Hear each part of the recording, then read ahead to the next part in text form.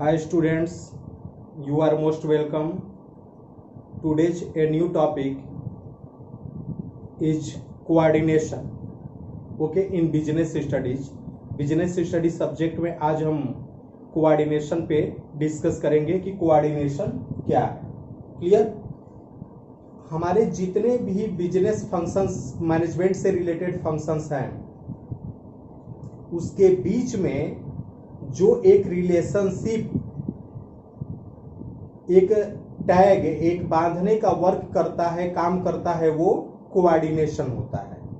Okay, coordination के बारे में अगर हम ये कहें तो कोऑर्डिनेशन को फाइनली कहा जा सकता है, we can say that coordination functions is an orderly arrangement of efforts providing unity of actions in pursuance of a common goal. किसी भी कॉमन गोल को अचीव करने के लिए हम लोग आपस में जो मिलजुल करके वर्क करते हैं, एक दूसरे का हेल्प करते हैं, सहायता करते हैं, तो आपके कोऑर्डिनेशन में शामिल किया जाता है. ओके, अगर हम इस कोऑर्डिनेशन के बारे में कहा जाए, coordination is the unification, integration of effort of group member. Coordination is the force that binds all the other functions of management.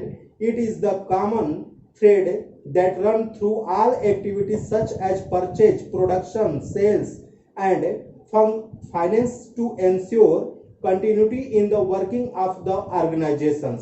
It is through the process of coordination that a manager ensures the arrangement of individuals and group effort to ensure unity of action in the realization of common objectives.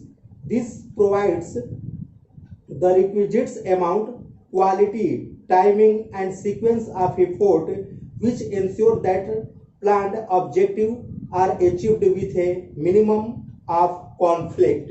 ये हमारे पूरे के पूरे ये coordination के माध्यम से ही कहा जा सकता है. अब इसको थियो हीमन ने कैसे डिफाइन किया है? According to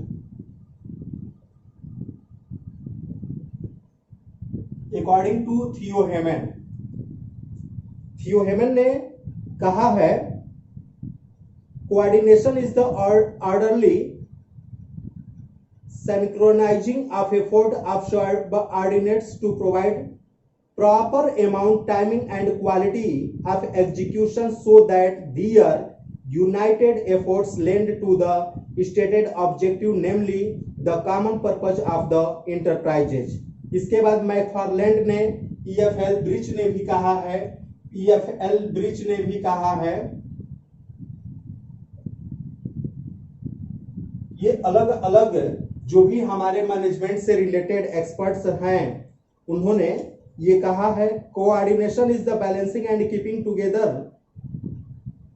the team by ensuring suitable allocation of tasks to the various members and seeing that the tasks are performed with harmony among the members themselves. Dear students, इस तरीके से हम लोगों ने ये देखा कि ये आपके कोऑर्डिनेशंस है. इसके बाद आपके ये डिफिनेशंस दिया गया है. कोऑर्डिनेशन का कुल मिलाकर के यही है कि हमारे बिजनेस में जितने भी प्लानिंग है, ऑर्गेनाइजिंग है, स्टाफिंग है, कंट्रोलिंग है, डायरेक्टिंग है, इसके बीच में आपस में एक दूसरे के बीच में रिलेशन बनाना और किसी ऑब्जेक्ट को अचीव करना ही आपके कोऑर्डिनेशन में शामिल किया जाता है. ओके, तो कोऑर्डिनेशन में पहला आपका जो फंक्शंस था, प्लानिंग था, ऑर्गेनाइजिंग है, स्टाफिंग है, कंट्रोलिंग है, डायरेक्टिंग है, ये हमारे जितने भी फंक्शंस बने हुए हैं, इसके बीच में एक रिलेशनशिप करने का कार्य करता है. इसी के सहायता से ये सभी आपस में मिलजुल करके वर्क करते हैं. Okay, this topic is completed. Thank you.